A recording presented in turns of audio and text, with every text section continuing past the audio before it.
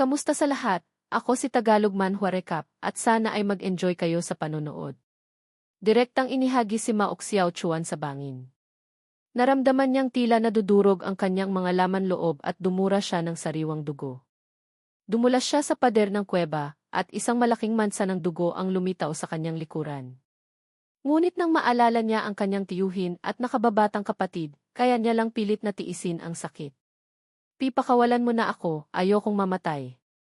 Gusto kong maging malakas, gusto kong maging isang makapangyarihang nilalang tulad ng aking ama.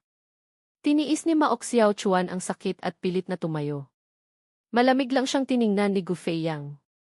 Isang maliit na bato ang hinigop niya patungo sa kanyang kamay, at bigla itong ipinukol sa noo ni Mao Xiao Chuan, dahilan para tumalsik siya patalikod at gumulong sa lupa. Sa sobrang sakit, halos mamanhid na ang buong katawan ni Mao Xiao Chuan, ngunit pilit pa rin siyang gumapang paakyat. Wala na siyang maramdaman sa kanyang gulugod, ngunit ang kanyang mga kamay ay walang tigil na kumapit sa lupa, habang nagingit-ngit ang kanyang mga ngipin at sinabing, "Ikaw ay isang masamang taong gustong pumatay. Hindi kita mapapatawad." Malamig na suminghal si Gu Feiyang at nang uyam, "Anong pinagkaiba ng isang basurang tulad mo sa basura? Sinabi mong papatayin mo ako." Nako, takot na takot ako. Nagitngit ang mga ngipin ni Mao Xiao Chuan sa galit at buong bagsik na sinabi, "Kahit hindi kita kayang patayin, hindi ako magpapatalo sa iyo. Kahit man lang kamuhian kita. Kapag nagkaroon ako ng pagkakataon, tiyak na papatayin kita." Naging malamig ang tingin ni Gu Feiyang at sinabi, "Ang isang hamak na nilalang na tulad mo ay hindi kailanman magkakaroon ng pagkakataon. Huwag ka nang umasa, kahit pa ang ama mo. Pero mabuti na rin, malapit mo nang makasama ang iyong ama. Umiyak ka sa kanya sa kabilang buhay at hilingin mong protektahan kanya." Nabigla ang puso ni Mao Xiao Chuan at nagmamadaling sinabi, "Hindi maaari, hindi ako pwedeng mamatay. Kailangan ko pang ipaghiganti ang aking ama at kailangan ko pang protektahan ang kapatid kong si Huayuan. Nagmakaawa akong ilabas mo ako, nagmakaawa akong kunin mo akong disipulo, hindi para patayin mo ako. Kaibigan ka ng aking ama, hindi mo ako maaaring tratuhin ng ganito."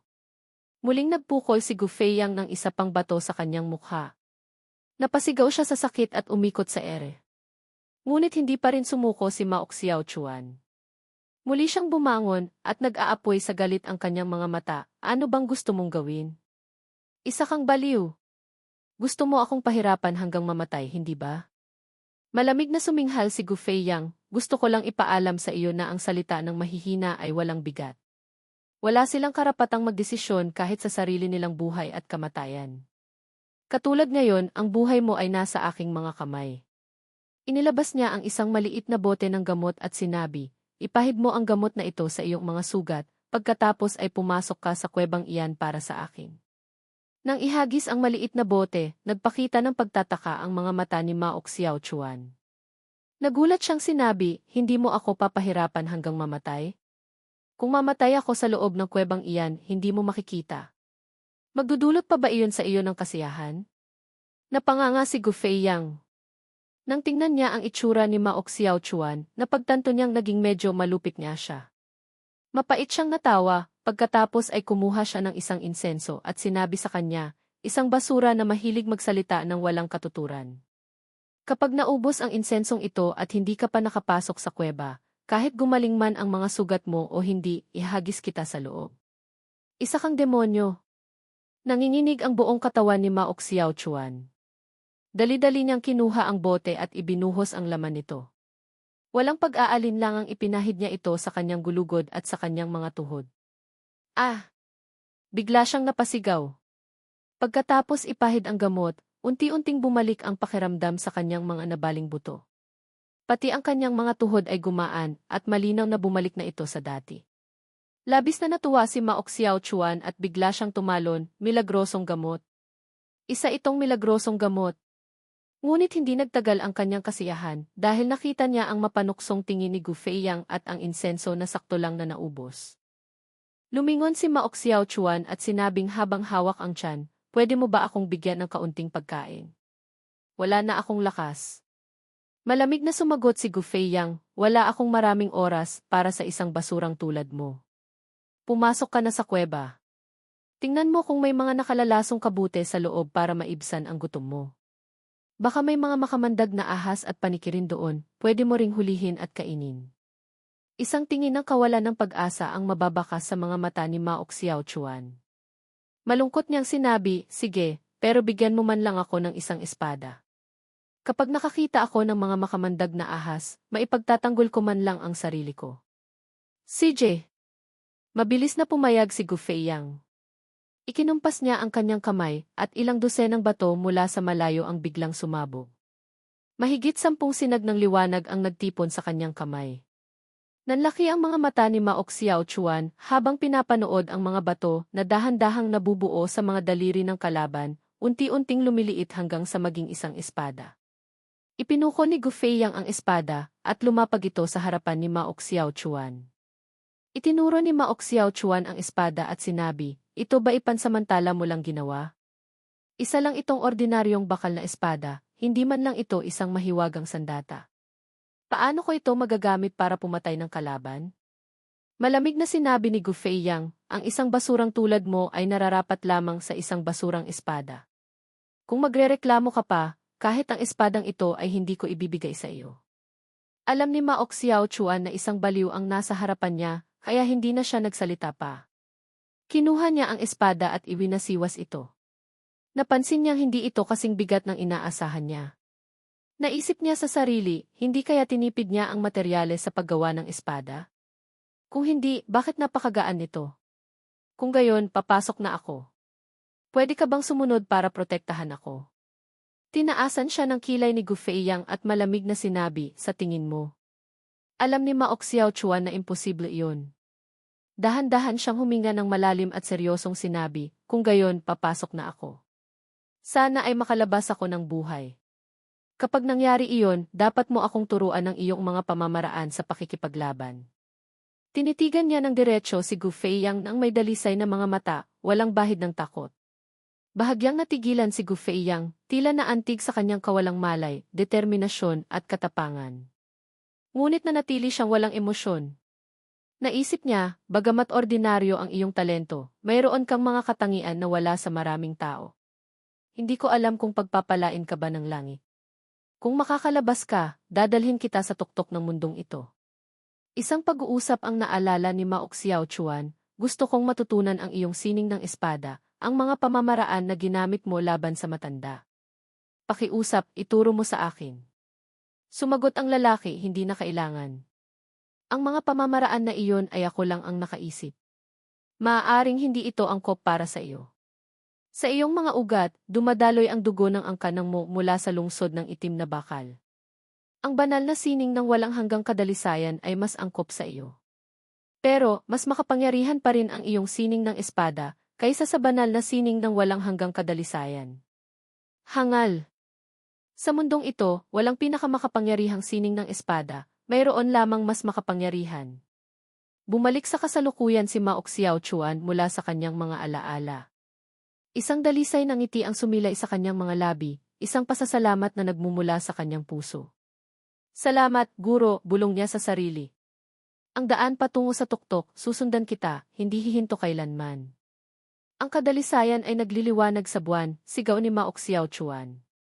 Ang sining ng espada sa kanyang kamay ay umalingaw-ngaw. Isang hiwa ng banal na sining ng walang hanggang kadalisayan ang tumama sa matandang Q, winawasak hindi lang ang kanyang katawan, kundi pati na rin ang kanyang mga batas ng nasasakupan. Gustong ipakita ni Mao Xiaochuan sa kanyang guro ang kanyang buong lakas. Ang batang lalaki na dating nakaluhod sa ilalim ng buwan sa lungsod ng itim na bakal ay isa na ngayong makapangyarihang nilalang. Walang tigil na nawawasak ang nasasakupan ni matandang Q. Nanlaki ang kanyang mga mata sa takot, wala na siyang makita, tanging ang kawalan ng pag-asa na lumalamon sa kanya. Tahimik. Nakakabinging katahimikan. Lahat ay napanganga, hindi makapag-isip. Ang isang hiwa ng espadang iyon ay yumanig sa kanilang mga kaluluwa, lahat ng pag-iisip ay tumigil. Nakalimutan na nila ang kanilang sariling pag-iral, tanging ang alinggaw at ang malamig na hangin ang natira. Magaling! Iyan ang espada ng buhay, ang humihingang espada. Natutunan mo na ang masayang kasaganaan ng espadang Tianzhu na nagwawaksi ng demonyo. Hindi ko na masabi kung ang espadang Tianzhu ang naging ikaw, o ikaw ang naging espadang Tianzhu. Ang pakiramdam na ito ay nagpapakulo sa aking dugo. Sa gitna ng nakakabinging katahimikan, isang papuri mula kay Liyong Xiao ang bumasag nito. Nang marinig ni Maok Xiao Chuan ang papuri ni Liyong Xiao, ang kanyang tensyonadong mukha ay gumaan. Ang pagkilala mula sa kanyang guro ay nagpahalaga sa milyon-milyong hiwa ng espada na kanyang isinagawa sa mga nakaraang taon. Matapos ang panandaliang pag-aalala, nagulat din si Maok Xiao Chuan sa mga salita ni Liyong Xiao. Tila may naintindihan siya at napaisip ng malalim. Ngumiti si Liyong Xiao at sinabi, ang espadang Tianzhu na nagwawaksi ng demonyo ay isang mahiwagang sandata na nasa rurok ng ikasyam na antas. Hindi lang ito isang sandata, isa rin itong espiritu, isang kalooban, at isang landas. Bahagyang nayanig ang katawan ni Maok Xiao Chuan, tila may napagtanto. Sa kalagitnaan ng kadiliman, naramdaman niya ang isang liwanag na kumikinang, nagbibigay ilaw sa gabi sa kanyang harapan. Ang hiwang iyon kanina ay ang banal na sining ng walang hanggang kadalisayan. Iyon ang banal na sining ng walang hanggang kadalisayan ng angkan ng Mo mula sa lungsod ng itim na bakal. Hindi ko akalain na ganoon ito kalakas, sabi ni Li Fiyu na may pagkamangha. Biglang nagulat si Ren Guangra ng lungsod ng itim na bakal at napasigaw, iyon ang espadang Tianzhu na nagwawaksi ng demonyo. Ang banal na sining ng walang hanggang kadalisayan ay ang pinakamahalagang kayamanan ng angkan ng Mo sa lungsod ng itim na bakal. Bakit nasa kanya iyon? Sino ba talaga siya? Labis na nabigla at natakot si Tudanhi. Lungsod ng itim na bakal, sino siya mula roon? Ang kamara ng nag-iisang kalangitan at ang lungsod ng itim na bakal ay laging may magandang ugnayan at hindi nakikialam sa isa't isa, mayroon pa ngang mga transaksyong pangkalakalan sa pagitan natin. Bakit pinaslang ng inyong kamahalan ang isang tao mula sa kamara ng nag-iisang kalangitan? Naging napakapangit ng kanyang ekspresyon. Ang pagkamatay ng isang pinuno ay isang napakalaking kawalan para sa kamara ng nag-iisang kalangitan, isang bagay na yumanig sa kanilang pundasyon. Nagangalit ang kanyang mga ngipin sa galit at sinabi, marapat lamang na magbigay kayo ng paliwanag sa akin. Matapos ilabas ni Maok Xiao Chuan ang hiwang iyon, at sa isang maikling pahiwatig mula kay Liyong Xiao, tila nagkaroon siya ng isang malalim na pagkaunawa sa esensya ng espada, at malabo niyang naramdaman na malapit na siyang umangat ng antas. Isang pangungusap mula kay Liyong Xiao ang umalinggangao sa kanyang tainga. Ang libu-libong pamamaraan ay nagiging isa, ang tao at ang espada ay kapwa-ilusyon. Ang lahat ng alalahanin at panginginig sa puso ni Maok Xiao Chuan ay tuluyang nabasag. Ang kanyang sagabal ay nawasak. Isang makulay na liwanag ang bumaba mula sa langit, tumatama sa kanyang katawan. Ang mga batas ng kalikasan sa paligid ay umikot at pumasok sa katawan ni Maok Xiao Chuan. Pagsulong sa antas ng Martial Emperor. Nagulat ang lahat at tumingin ng may pagkasindak. Hindi nila akalain na pagkatapos ng isang hiwa ng espada ay biglang aangat ng antas si Maok Xiao Chuan. Halo-halong emosyon ang naramdaman ng lahat. Maliban sa mga taga-Tianyuan Chamber of Commerce, ang mukha ng iba ay naging seryoso at madilim. Binabati kita, kapatid, unang bumati si Hilian Xiaohuang. Lumapit din sina Dingling at Lu Yunqiang para bumati. Ang isang labanang buhay at kamatayan ay biglang naging isang pagdiriwang. Habang pinapanood ni Tudanhi ang kabilang panig na nagdiriwang, habang sa kanilang panig ay namatayan ng isang pinuno na yumanig sa pundasyon ng kanilang samahan, halos umusok na siya sa galit. Isang asul na aura ang kumalat sa kanyang katawan, isang tanda na umaapaw na ang kanyang kapangyarihan bilang emperador, Emperor's Key. Hindi niya mapigilan ang kanyang emosyon, ngunit kailangan niyang pigilan. Dahil siya ang dakilang pinuno ng kamara ng nag-iisang kalangitan, at hindi nila kayang kalabanin ang lungsod ng itim na bakal. Kinagat niya ang kanyang mga labi hanggang sa magdugo, at binitiwan ang bawat salita, ikaw na tagalungsod ng itim na bakal, may magandang ugnayang pangkalakalan ang ating mga panig. Hindi ba't dapat kang magbigay ng sagot sa matandang ito? Maganda sana ang kalooban ni Maok Xiao Chuan, ngunit nang marinig niya ang sinabi ni Tudanhe, naging madilim ang kanyang mukha. Malamig siyang suminghal at sinabi, anong sagot? Kung gayon, simula ngayon, puputulin na ng lungsod ng itim na bakal ang lahat ng ugnayan sa inyo. Kailangan pa ba ng ibang sagot? Ikaw. Halos lumuwa ang mga mata ni Tudanhe sa galit. Ang isang hiwa ng espada ay pumatay sa isang pinunong martial emperor. Dumating sila para magpakitang gilas ngunit dalawa sa kanila ang napatay, ni Abo ay walang natira. Sasabog na siya sa galit, ngunit ginamit niya ang kanyang natitirang katinuan para pigilan ito. Nagangalit ang kanyang mga ngipin at sinabi, "Sabihin mo, anong benepisyo at kondisyon ang ibinigay sa inyo ng Tianyuan Chamber of Commerce?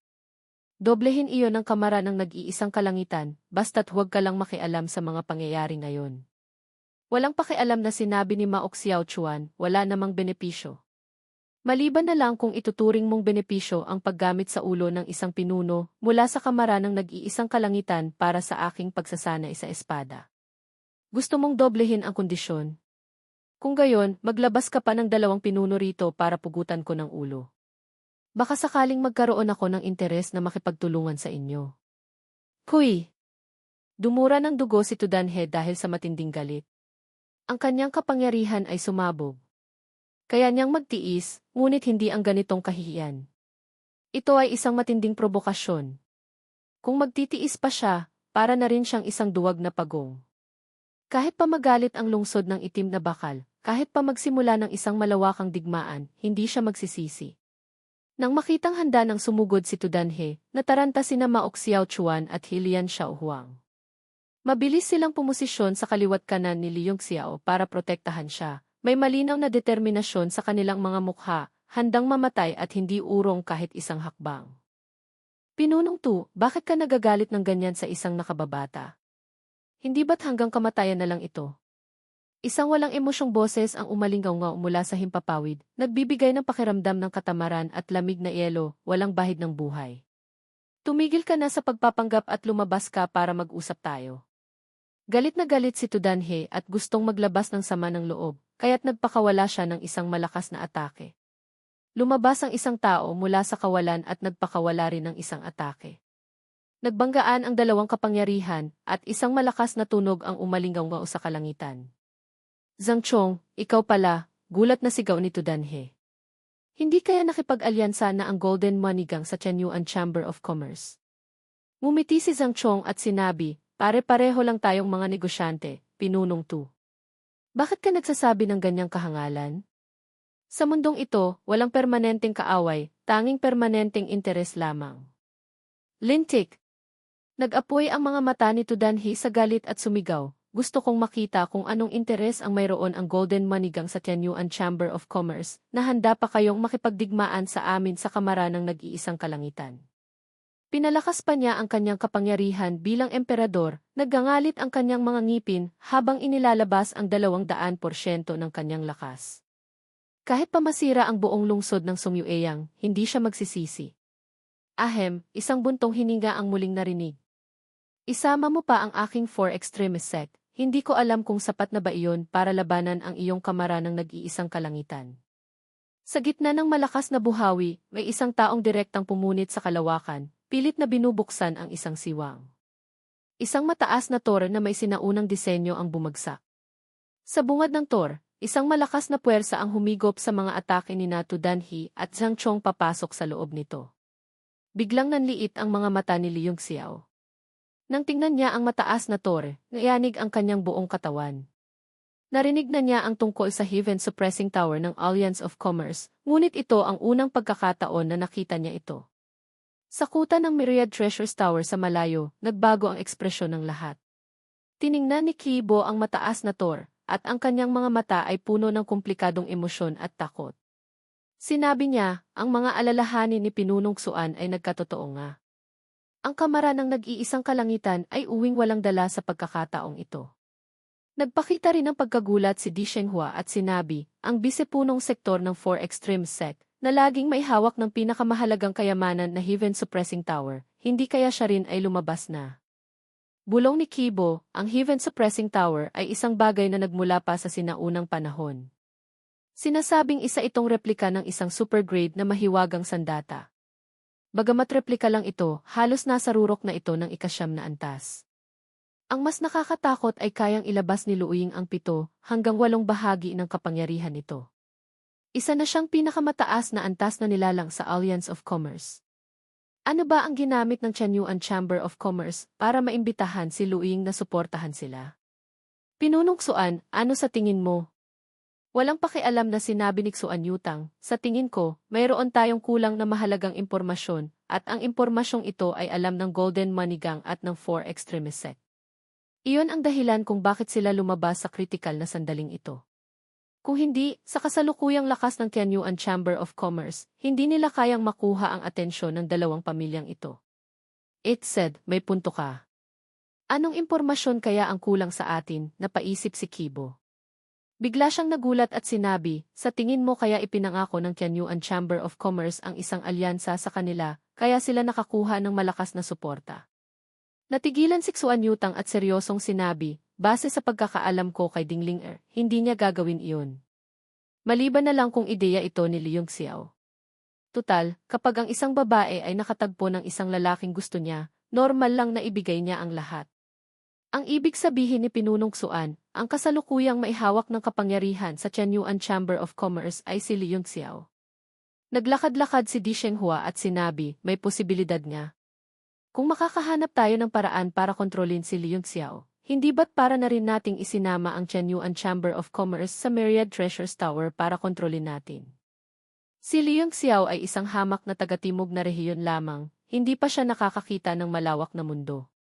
Maaaring hindi mahirap na kontrolin siya. Binuhusan siya ng malamig na tubig ni Kibo at sinabing, masyadong simple ang iniisip ni Pinunong Di. Ang isang taong kayang kontrolin ang Tianyuan Chamber of Commerce, at higit pa, isang taong kayang isama ang Golden Money Gang at ang Four Extremist Sect, paano siya magiging isang simpleng nilalang? Ang dapat nating gawin ngayon ay alamin kung ano ang alam ng Golden Money Gang at ng Four Extremist Sect na hindi natin alam. Sinabi ni Xuan Yutang, mula nang pumasok si Liu Xiao sa lungsod ng Songyueyang, si Jai Ho ang may kontrol at nagbabantay sa kanya. Baka mayroon siyang alam na ilang impormasyon. Si Jai Ho lang pala, gulat na sabi ni Kibo. Kung gayon, tawagin mo si Jai Ho para humarap sa akin. Tumingin ng mataman si Xuan Yutang sa malayong kalangitan. Sa kanyang tuyot na mukha ay may bakas ng pananabik, habang bumubulong sa sarili, ngunit walang sinuman ang nakarinig sa kanyang sinasabi. Sa himpapawid, sa kuta ng Tianyuan Chamber of Commerce, matapos puksain ni Luiying ang alitan sa pagitan ng dalawa, ang Heaven Suppressing Tower ay lumiti ipabalik at lumapag sa kanyang palad. Isang kakaibang ngiti ang sumilay sa kanyang mukha. Hindi napigilan ni Tudanhi na sumigaw, Luiying, Zhang Chong, ano ang ibig sabihin ninyong dalawa? Ang anyo ng Heaven Suppressing Tower ay labis na ikinagulat ni Liu Xiao. Ang toreng ito ay kamukhang-kamukha ng nakita niya sa kalawakan sa labas, ang sinaunang tore na sumusupil sa mga emperador. Ang pagkakaiba lang ay ang aura ng Heaven Suppressing Tower ay hindi kasing nakakatakot ng sinaunang tor. Hindi kaya isa itong replika? Ano ba talaga ang pinagmulan ng Heaven Suppressing Tower na ito? Kailangan kong maghanap ng pagkakataon para malaman ito ng malinaw. Sa sandaling iyon, kahit si Ren Guangran ay lumabas at nagsalita, Luiying, Zhang Chong, bakit kayo naparito? Ito ay usapin sa pagitan ng Kamara ng Nag-iisang Kalangitan at ng Tianyuan Chamber of Commerce. Hindi kaya gusto ninyong magkawatak-watak ang Alliance of Commerce? Ang kanyang puso ay puno ng takot. Ang pagkilos ng dalawang ito, dahil sa kanilang katayuan, ay direktang kumakatawan sa paninindigan ng Four Extremist Sect at ng Golden Money Gang. Malabo niyang naramdaman na hindi maganda ang takbo ng mga pangyayari. Bago pa man makasagot ang dalawa, malamig na suminghal si Liu Xiao, matandang hangal, kung alam mo palang ito ay usapin sa pagitan namin at ng Kamara ng Nag-iisang Kalangitan, anong pakialam ng Myriad Treasures Tower dito? Nakakabigo. Itinuring ko pa namang kaibigan ang Myriad Treasures Tower. At si kapatid na Feiyu, nangako noon na kung may gagawa ng masama sa akin, tiyak na siya ang unang lalabas para turuan ng leksyon ang kalaban, ngunit ngayon ay kasama pa siya ng iba para kalabanin ako. Mukhang ang ating pagkakaibigan sa lungsod ng Wufeng ay wala ng halaga. Hindi na pala tayo maaaring maging magkaibigan. Pinagpawisan ng husto si Li Feiyu at nahihiyang sinabi, Ginoong yun, hindi makatarungan ang iyong sinasabi. Ako, si Li Feiyu, ay isang taong patas. Nangako ako noon na kung may manliligalig sa iyo, natural na ako ang unang haharap. Ngunit ngayon, ikaw ang nanliligalig sa iba. Kalmado ang mukha ni Liu Xiao habang sinabi, kung gusto mong baluktutin ang mga salita, marami kang paraan. Mabuti na lang at dahil sa pangyayaring ito, nakita ko ang iyong tunay na layunin at ang tunay na mukha ng Myriad Treasures Tower. Mabuti na lang at hindi lahat sa Alliance of Commerce ay mapang-api sa mahihina at nananadyang saktan ang mga nasa lailayan. Mabuti na lang at mayroon pang 4 extremist sect at Golden Money Gang na may dakilang prinsipyo, handang isantabi ang pansariling interes at kumilos para sa kapakanan ng Alliance of Commerce para labanan ang mga hamak na nilalang na ito. Ang kanyang mga salita ay puno ng kabanalan at matapang na ipinahayag, mayroong kabutihan sa langit at lupa. Ang dakilang kabutihan ay mananatili magpakailanman sa pagitan ng langit at lupa. Napanganga ang lahat habang nakatingin sa kanya. Kahit sina Luoying at Zhang Chong ay napakunot noo, iniisip sa kanilang sarili, ganoon ba talaga kami kadakila? Dahan-dahang kumalma si Tudanhe, na pagtantong ang kinalabasan ngayon ay wala na sa kanyang kontrol at umuunlad sa isang hindi magandang direksyon. Ang 4 Extreme Sect, Golden Money Gang, at ang Chenyuan Chamber of Commerce ay 3 sa 7 higante ng Alliance of Commerce. Maliban na lang kung makakakuha siya ng suporta mula sa 2 pang pamilya, kung hindi ay wala silang kakayahang lumaban. Higit pa rito, nariyan pa ang lungsod ng itim na bakal na kayang makipagsabayan sa buong Alliance of Commerce at posibleng isa sa mga nilalang na kayang labanan ang 7 superpoderosong puwersa. Si Ginoong Li, bilang isa sa 4 na hiwaga ng hilaga, ay hindi pala isang taong ganito. Nakakadismaya. Sa himpapawid, lumitaw ang isang grupo na pinamumunuan ni Qian Wudi. Lahat sila ay mga piling tao mula sa Golden Money Gang, kasama ang 2 bagong dating na eksperto sa antas ng Martial Emperor. Hindi nila itinago ang kanilang aura. Ang diwa ng pakikipaglaban ni Qian Wudi ay nakatuon kay Li Fiyu, puno ng panghahamon. Si Ginoong Li ay isa sa 4 na hiwaga ng hilaga, syempre hindi siya katulad nating mga hamak na nilalang. Naiintindihan naming mga tao na dapat tuparin ang aming mga salita, habang si Ginoong Li naman ay naiintindihan kung paano baluktutin ang mga salita para manakit ng tao. Sa kabilang panig, isa pang grupo ang lumitaw. Pinamumunuan ni Tangxin ang mga eksperto mula sa 4 Extreme Sect na may malamig na ngiti sa kanilang mga mukha. Ang paglitaw ng Golden Money Gang, Tianyuan Chamber of Commerce, at 4 Extreme Sect ay agad na sumakop sa posisyon ng kamara ng nag-iisang kalangitan. Pagkatapos magsalita ng 2, ang buong lugar ay nabalot ng katahimikan. Ang biglaang pagbaliktad ng sitwasyon ay nakakagulat at mahirap tanggapin para sa lahat, na para bang napakadramatiko ng lahat. Si Ding Ling-er, bilang pinuno ng Chenyuan Chamber of Commerce, bagamat si Liu Xiao ang namamahala sa lahat, ay siya pa rin ang punong pangulo. Sa sandaling ito, tumingin siya sa 2 grupo at nagpapasalamat na sinabi, Ling-er, maraming salamat sa inyong 2 Ginoo sa inyong makatarungang tulong. Ang kabutihang ito ay itatatak ko sa aking puso. Umiti si Tangxin at sinabi, binibining Ling-er, nagiging formal ka pa. Ang pagpigil sa masasamang puwersa, pagpapalaganap ng kabutihan, at pagpapanatili ng pagkakaisa sa Alliance of Commerce, ito ang aming dapat gawin, isang bagay na hindi namin maaaring tanggihan. Ang galit at pagkadismaya sa puso ni Tudanhe ay huminahon na. Malamig siyang nagsalita, Luoying, Zhang Chong, hindi kaya gagayahin din ninyo ang mga batang ito na magaling lang sa salita. Sana'y maging malinaw kayo sa inyong paninindigan. Ano ba talaga ang nangyayari ngayon? Kasama ba ninyo ang Chenyuan Chamber of Commerce, kahit pa maging dahilan ito ng pagkakawatak-watak at digmaan sa loob ng Alliance of Commerce? Nagkatinginan sina Luoying at Zhang Chong.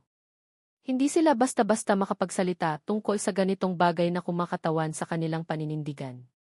Ngumiti si Zhang Chong at sinabi, ang mga pangyayari ngayon ay pinamumunuan ni Wudi. Sumusunod lamang ako sa aking batang amo. Tanungin ninyo na lang ang aking batang amo tungkol sa lahat ng ito. Tumango rin si Luoying at sinabi, ganoon din ang tagapamahala ng 4 Extreme Sect ngayon ay si Ginoong Tangxin. Dapat siyang tanungin ni Pinunong Tu. Ehem. Umubo ng 2 beses si Tangxin at sinabi, pinapalaganap lang namin ang kabutihan. Ang mga pangyayari dito ay nasa pamumuno ni Ginoong Yun. Tumango rin si Qian Wudi at ngumiti, tama. Kumikilos din ako ayon sa kagustuhan ni Liu Xiao. Kayo. Ang galit sa puso ni Tudanhe na kanyang pinipigilan ay muling nag-alab. Sa sandaling iyon, gusto na niyang makipagpatayan sa 2 ito. Naging mapait ang mukha ni Li Fiyu. Hindi angkop na hayaang direktang kausapin ni Tudanhe si Liu Xiao. Kaya't kailangan niyang lumabas at sabihin, Ginoong yun, masyadong maraming sangkot sa mga pangyayari ngayon. Hindi ko rin inaasahan na masasangkot ang Four Extreme Sect at ang Golden Money Gang. Hindi na tayo maaaring magpatuloy sa labanan. Bakit hindi natin pag-usapan ng malinaw ang lahat para maalis ang mga hindi pagkakaunawaan? Hindi ba't sinabi mo rin na gusto mong panatilihin ang katatagan at pagkakaisa sa Alliance of Commerce? Malamig na sinabi ni Leung Xiao, ang ibig mong sabihin ay dahil inakala mong matatalo na kami sa Tianyuan Chamber of Commerce, kaya't sinamantala mo ang pagkakataon para saktan pa kami lalo. Kung alam mo lang natutulungan ako ng Four Extremist Sect at ng Golden Money Gang, maglalakas loob ka pa bang sirain ang iyong salita? Sa isang taong tulad mo, tanging pagtawa na lang ang maibibigay ko. Namula sa hiya ang mukha ni Li Fiu. Totoong inosente siya, nadamay lang talaga. Isang simpleng pakikipag-usap lang ang ginawa niya kay Leung Xiao noon. Pagdating sa lungsod ng Songyueyang, ginamit na ito laban sa kanya. Ngunit dahil hindi niya kayang tapatan ang husay sa pagsasalita ng kalaban, napilitan siyang sumuko at sabihin, marami talagang hindi pagkakaunawaan dito. Hindi talaga ito ang iniisip ni Fiu. Ang tungkol sa atin ay pag-usapan natin sa ibang araw para masiyahan ka, Ginoong yun. Ngayon, dapat nating unahin ang kapakanan ng Alliance of Commerce. Yesi, suminghal si Leung Xiao. Natural na naintindihan niya ang ibig sabihin ni Li Fiu. Hindi niya alam kung ano ang halaga ng isang pikasiya siyang kasunduan. Sumagot siya, sige. Ang tungkol sa atin ay personal na usapin. Sa ibang araw na natin pag-usapan. Ngunit kung ito ay isang paraan mo lang para magpalipas ng oras, Ginoong Li, tiyak na ibubunyag ko sa buong mundo ang tunay na kulay mo at ng Myriad Treasures Tower. Ngayon, pag-usapan natin ang opisyal na usapin ng Alliance of Commerce. Nalugi ng malaki si Li Fiu, ngunit wala siyang magawa. Kahit pa masakit, kailangan niyang lunukin iyon. Nagpasya siya at sinabi, noon, walang alitan sa pagitan ng Tianyuan Chamber of Commerce at ng Kamara ng Nag-iisang Kalangitan.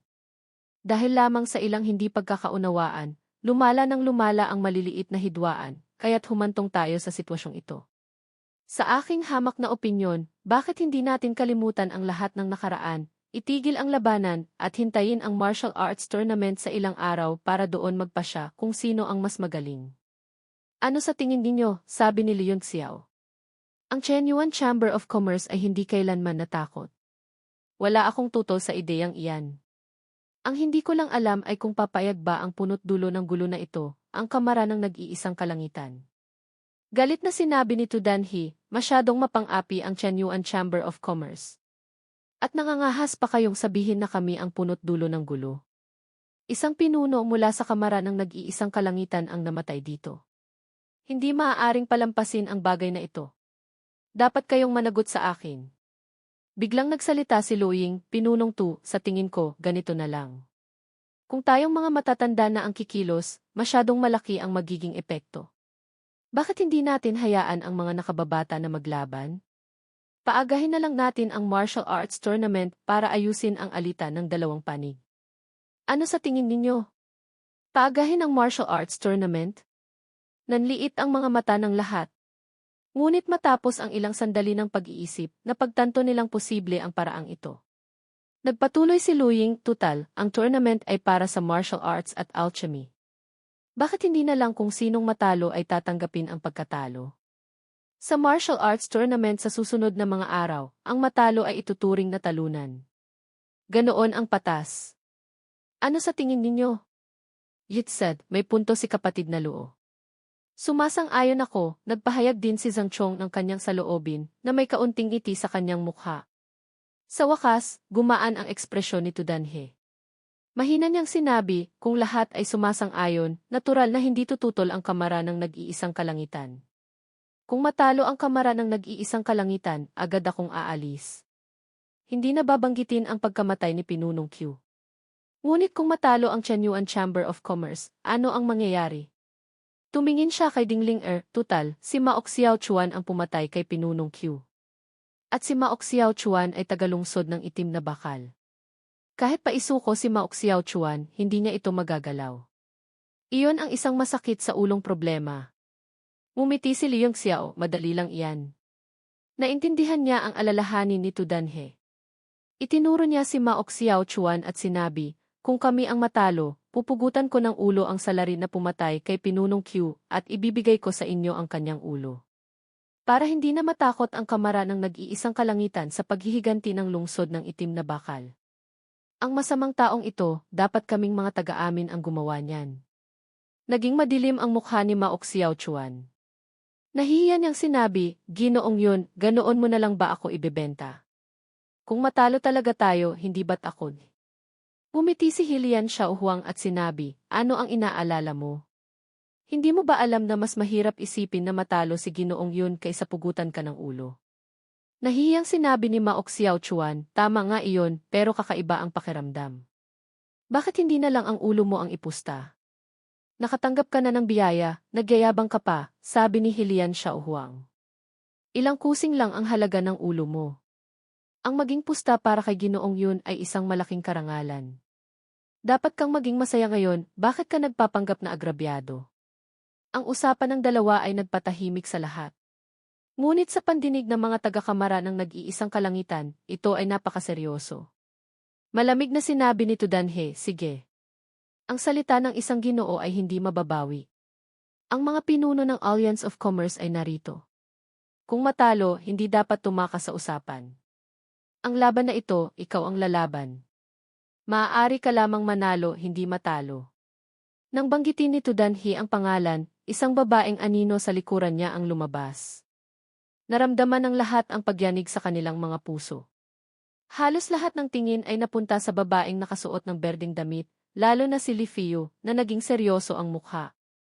Ang magandang anino ay diretsong lumakad pasulong.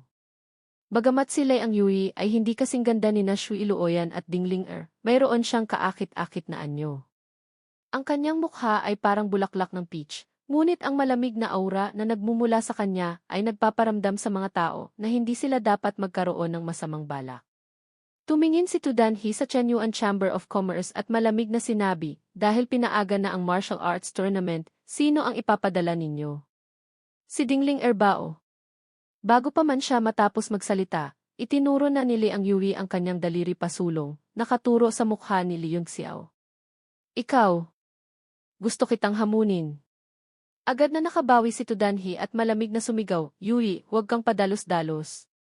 Kung miyembro ng Alliance of Commerce, siya lang ang maaaring lumaban. Kung kukuha ka ng tagalabas, para saan pa ang laban? Napataas din ng kilay si Lu Ying at sinabi, Li Yongxiao, miyembro ka ba ng Chenyuan Chamber of Commerce? Kung hindi, sinisira mo ang mga patakaran. Tanging si Dingling o ang ibang miyembro ng samahan ang maaaring lumaban. Sa sitwasyong ito, tila handa na si Dingling Malakas niyang sinabi, si Li Yongxiao ay isang pandangal na pinuno ng Chenyuan Chamber of Commerce. Malamig na tumawa si Tudanhe, haha, pandangal na pinuno. Pansamantala lang iyan para lokohin ang mga bata. Masyadong kalokohan. Mumiti rin si Lei Ang Yui, masyadong kalokohan ang pandangal na pinuno. Si Li Yongxiao ay ang pinuno na ng lungsod ng Yanwu, paano siya magiging isang pinuno ng Alliance of Commerce? Maliban na lang kung Mumiti siya at sinabi, maliban na lang kung pakasalan mo si Dingling at maging manugang ng Chenyuan Chamber of Commerce. Doon lang iyon magiging angkop sa mga patakaran. Nayanig ang malambot na katawan ni Dingling Namula ang kanyang mga pisngi at diretsong yumuko, hindi na makatingin. Sina Mao Xiao Chuan at Hilian Xiaohuang ay may mapanuksong tingin, tila nanonood ng isang magandang palabas. Naging tensyonado rin ang puso ni Lu Yunchang. Nagsalita si Li Yongxiao, ang tungkol sa akin at kay Ling ay personal na usapin. Patawarin ninyo ako, ngunit hindi ito para sa publiko. Tungkol naman sa aking pagkakakilanlan, kung interesado kayo, sasabihin ko ng diretsyo. Ang lungsod ng Yanwu ay isang nasasakupang puwersa ng Chenyuan Chamber of Commerce sa timog na rehiyon. Ang pinuno ng lungsod ng Yanwu ay nasa ilalim din ng pamamahala ng Chenyuan Chamber of Commerce. Nasiyahan na ba kayo?